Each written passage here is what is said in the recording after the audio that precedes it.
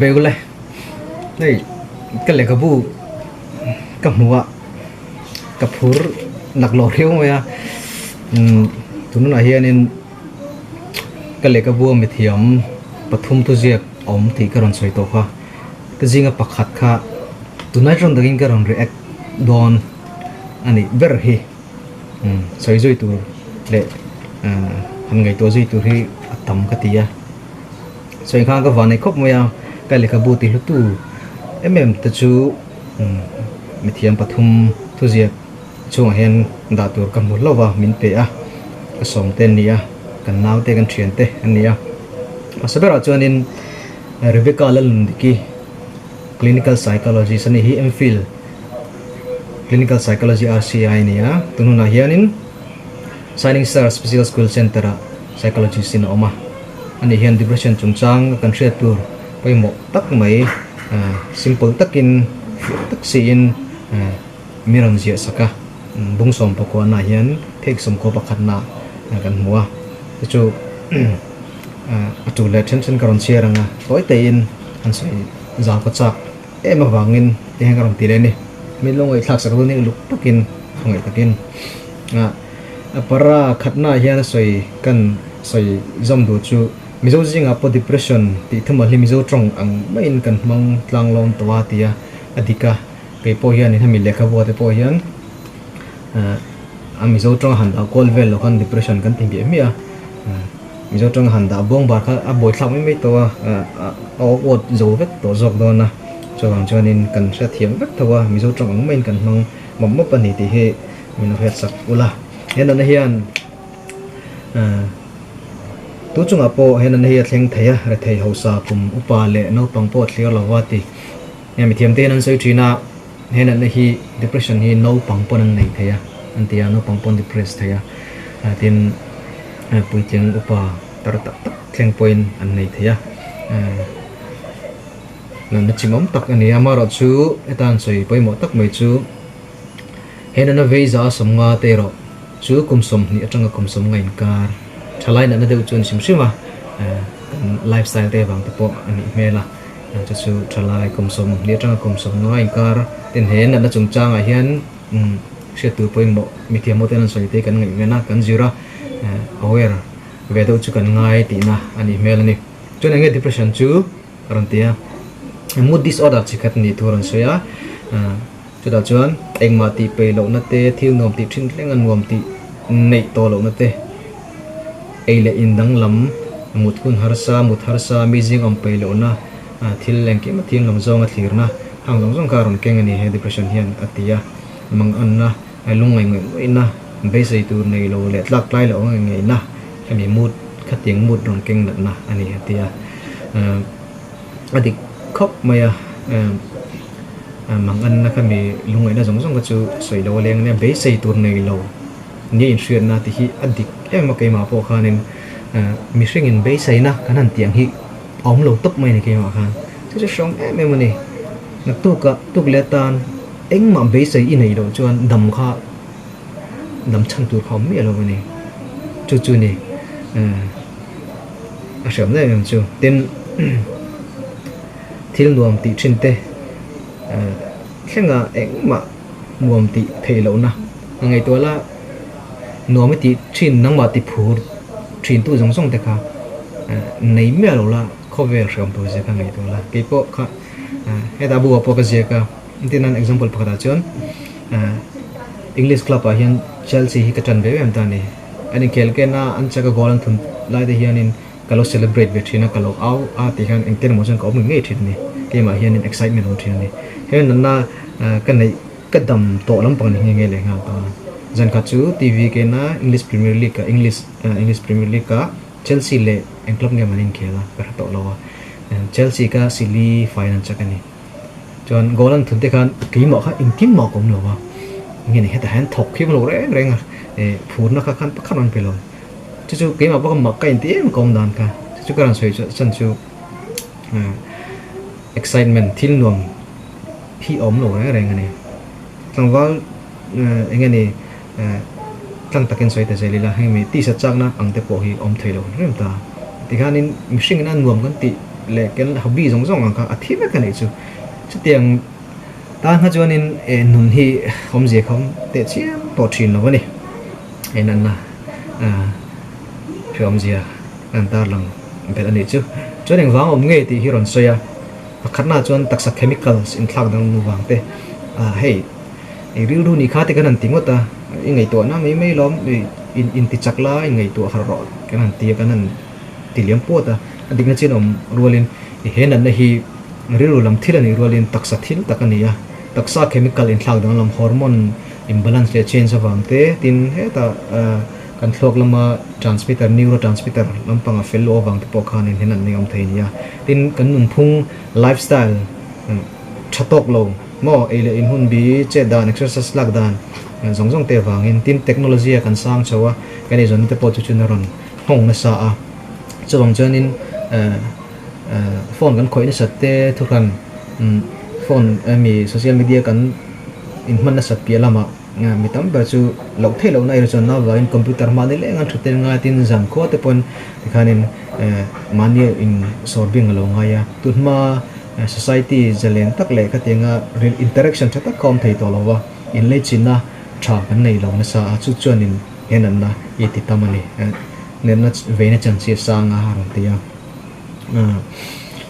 chuan ya soyong trina film thu ti tak do te pon Facebook lo te pon post kam zo zo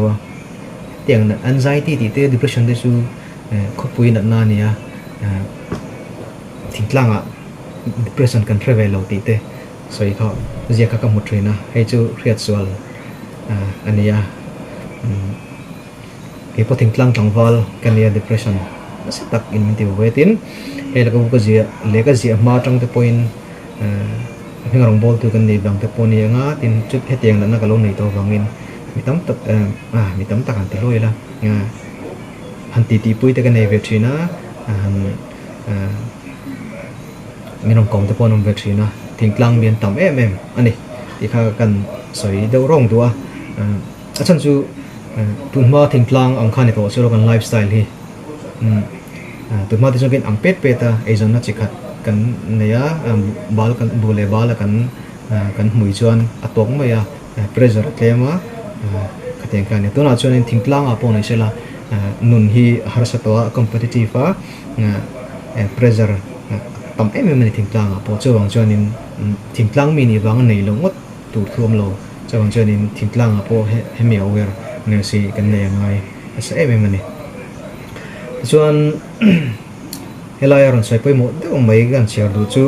depression hi vei le khata lom thut ani lowa stress harim tong na satak nei fo nuwa en kol si lo wang depression hi long thin ani video masak si tong han ke po stress na sa thin mi kan ya pathian to te po ka tui ma se ka tui jong kha enge ni ingwanga tur na hi lom nge thiếu tí số này xí lâu tuần na do bắt tiền chỉ thế theo để xí cái theo là gì khách tiền nó bắt tiền cái tùy do này chỉ na tiền tết lại point nó phần lại point trung tiền miền hawa cái luôn là point tết tập trung ngắm mấy lâu hun phiền này là và cái làm mania khách tiền cái rồi họ na mania tua chuyện cái này khách tiền chỉ tiền zero lại thì point này tiền cái này chung có hát sẵn na vàng lệ mình mới resell lâu na thiếu thì point này khách tiền cái này stress rim tong khan mi in operate to encol si lo kha aka depression aron pok sok thin ti na ani ber to chu stress hi chu kan nei ve ka mi ring hian rim tong na tin trong kam moi do mai ron hunga rebecca hi zek mi ani lowa lekha hi zek ngai vak lowa mar chu hei aron zek chakop maya depression stress te po rim tong na tin moi ta ke ram da chu kan film kurna tur ani kan stress te kan ru ha na te hi en kol zel tur ani mi thiam te po an bon thei zel ti chuan soi poi mo deuh mai depression hian lo thona a ken tel thina wangin he na vei te hian anxiety nan na hian nei du le bok depression le anxiety hi adang lam em ti chana kha tain ken hutain ka ria adang lama amar chu depression nei te hian anxiety hian nei tel tlang pui ti na ani chu ke ma po dika ngene lo thon na ten min ti boy na sa ngene tlangwal pumpa si ka TV en ngam mi lo chung ka rei tak ane TV kanan suar sung ten news on punga chuta chumi kha chanin anin dawa chuti jatan thi han ti te kap pu zoi mai ne mo kha teng khanin anxiety kha kanin sa ne ma ro chu anxiety nei zong zong hi depression ti na chu ni lo ani thiam ta je ka tang hian are lu tu nan next kalila depression nei te chu engtin nge kan hriat ang engtin nge kan diagnose ta kan ti kha ania hen na hi vai mu chok tur chuanin ngene criteria te ti dan phung te khom ve ni zan ni khat kan mu thei lowa cho kan choi tui lowa ru ro hana kan ni kha wa kan hen nan na depression hi kan nei ti na ni chong lowa trong kama chuan nge depressed mood chu kan nei an ni ring an kan nei ni nge mo amaro chu nan na depression disorder kha ani chong lo ti na ni chutinga diagnose tur chuanin nun phung pa ngai ama local pui to thin angin anung theilo ti hriat nuwa chau ti thin te yom dan te nung phung pa ngai ma mi ka ti thlod lo nuwa diagnose ani train ti ya ti chon dang criteria sang sang po ma ro chu ta han ti le ron soi lem lo wa khala chin ka poi mo a ron soi poi mo dang mo chu mi then kat ma ni thua depression nei anga lo in chal ma ni in bel mo self diagnose anom thina wang hian kong tam taka depression nei te din mun tak tak hi khathiam lovin kan lak jam sak pha thinem o ti hingai to tham tak ani ta lai poi mo ka tilek tuka ei inti chang kanan ai la depressed ti chite mo ati der chungte laka nge mo game khelnan play nan in ka depressed ti ya ting chite tin then ka chuan depression te kan sei wo ru tu ka doctor te pon sei na sel tu ka ati pung mai mai ni depression in ngai an kam pha ti te po an soya ding na chen chu mai thei maro chu he chu kan re chen tok lo wang ani ya nan na hi depression is real lan tia tak nan tak ani wang yan in he kan address anga ya he tinga kan boi pui chung mi tam tak he na wang yan in an thi ni chu kan ngai tha thiang mi lo wa lem hi lem chang lo ma ne chon lem chu lem ani ma ya mar chu atak winia depression na tak tur mek te hi kan concern an ngaya alim chan chin yem ti chu ke ma chon ka pei to lo khop anga lem chang tu ni tai na ngai to poi ka ngai to let ngam lo wa a shrem tu khi video ma sa ka soin kan lem chan chu lo tu ma hian ne na hi tu lo sela ti ka du sak em ma chu bang chen kan soi tam tok po hi katilowa soi tam thei pon lo social media te kan clear depression jung kan ngai dan te tin fiam thu te pon ni na chungin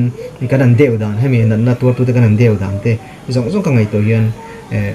kan la soi tam tok lo kan tok lo le te hi ka pom dan ani ya chu heng zong ron chona chan pakhat chu tu na Rebecca na ron soi hianin mi tam tak hian Dr. Ron Silovin expert te psychologist te le clinical psychologist te psychiatrist te Ron Silovin manin depression ne engalo in chal vel ngot ma se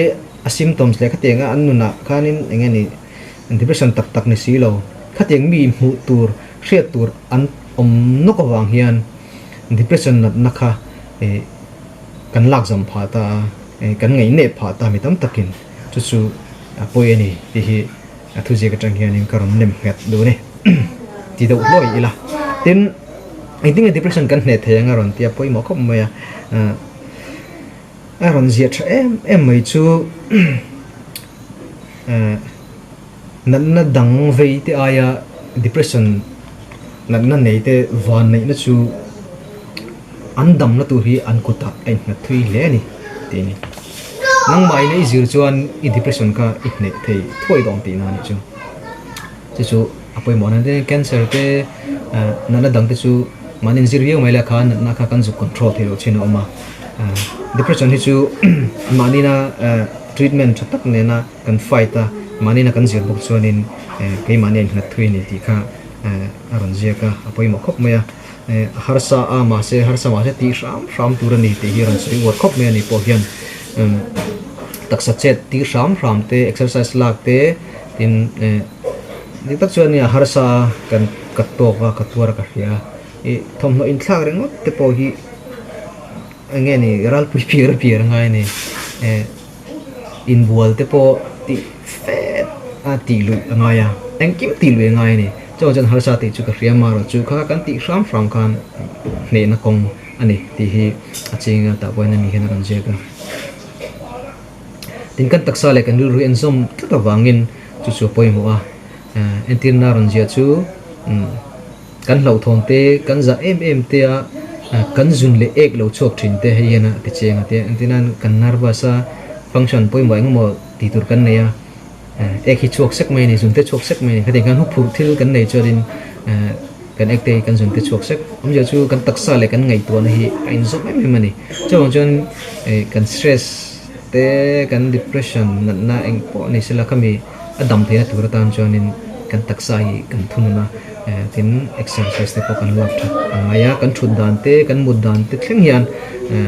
taksa ngong ani ruwa ngong ani ti kha kan thre ngaya mani kan poi mo le ti na ni chu ara thoron ja hian tin midang ta na mal som na ani apoi mo ti ron ja ka midang ta na mal som na kan ni ram hian chu chun ke hlun na kan nei ni ti kan sia chu chun dam na kong amin so ti thea ti tin goal pa apani na chunin goal ti turin semi tra ngeni goal setting apoi mo ti chu ti ro chunin kan ti thelo tur goal set sang tu ke ro chu tha chung lo ti ron soya khami ka kan thin le si lo chon ke man ni depress le zo na kha om thei ni purna ke na bai se na lo kan nei thar ko kha min pat yam sak le thei ni ti ron je ga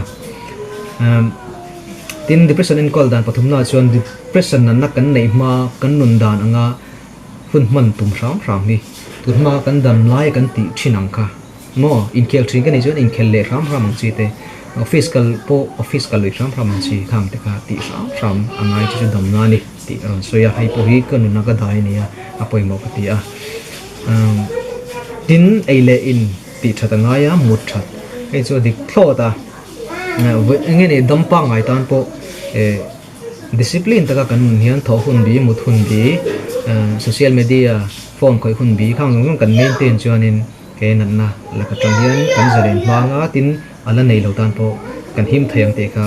ka hu dan ania tin depression so chok tu hian ator tu mai ni lo chung te thian le thenam kho veng ten koi mo le hi chu ka le ka bu po a thim pakhat ania hemmele ka bu in pum puina ataran ka tum ma chu ka chung te support na te ka thian te support na kha dong lo vela ke hi tun hun ka din tu re ka to long lo ani chu nia che bang jo ni thra thiam tu mangai tu an poim ema che bang jan ma ni an poim mo rolin nge an chung te khotlang thlengin an poim mo ni ti kha kan an tong ve zo a chung tem thra thiam pui lo awanga zual ta jok te om top ta te po anong ve ni tin en kol na oma dam doi te po ma chu zo khami ka doctor te le mi thiam te psychologist te manga kami kong zo kha ka ipoina ka dam na pakhat ani awangin pathian thil ti theina te pathian khong aina mani kan fight na te chu adika nga se khang jong kha dam doi te nen te tran tlang kha pathian do dan po ania tin therapy te po ma psychotherapy te talk therapy te thale atia heng therapy a hian ti dan technique rang kan dil su khlek le kan har sana jirin clinical psychologist ten an mong thina tia engte hi kan mel khret so clinical psychologist te po kan nei chhotana engte man tang kai hun tua ko thalo chuan dam doi kan e hre lowa kan dam pui thinang hian depression pon an na ni wangin za thla ka lak tur mi lowa heng nan na adam doi te hi therapy te po ni se eile in aya in tur po ni se la ka kel za thla ka ni lo ni ti hi ele ka bu po hian in kan tar lang du kha nia dam doi le therapy akal ka phian in kol na mason kal bok ani le ti chona top nan paragraph to ber kan share nga a to ber tawn chon head na wanga rem lo tur to dam chok tenan soi fo chu pathian in kan tor zo lo kan chunga thlentir phal ngai lo wa thei top kan chu kan be ram hi dam lo te ti mak mo ani ti hi ani e chu kan soi non fo kha nia pathian hian kan tor zo lo kan chunga thlentir phalangai lo tin pathian thu moi ta kidaron kipa chuwang depression le ru lama na rang rang nei ten be dong lova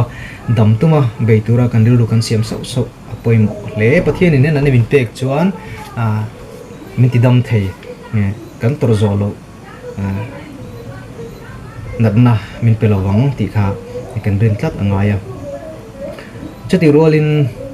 depression natna veilo kan nei chuan nei nuwa be ai chuan in ve na mani hrisena limna le mi mal nun kan von uluk apoi mo le hi kan soi joi du tak chu nia a rom zia chu an nei ten kan soi ya kan zia ka chuwang chuan kha tiang khrom na kha kan pung pel theinan nei ma in nei nuwa be ai chuan in mithiam tele mi sang sangina al kanin ven dan turan soi nan phunga te chin dana te dam doi chung chang ate mithiam ron chung chang ate ru lam khchela ang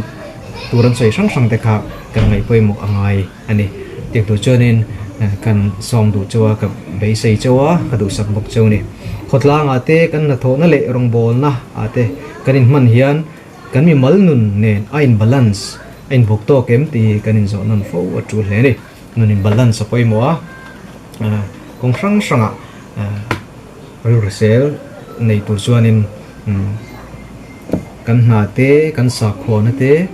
mo khotlang thila ga in man te kan chung ko te khang zong kha rem taka kal ruala in balance saka akal roli resel na ta ru resel na le tak sar resel na po poi mo ni ti ka aron je kan ni repegala nun dikit chu hian kalom tak zet thiam te pathian in tan mala som po ka be saya ka du sak ama po du sak na ka la na ni so kan to tan chon to ka phot mi ro se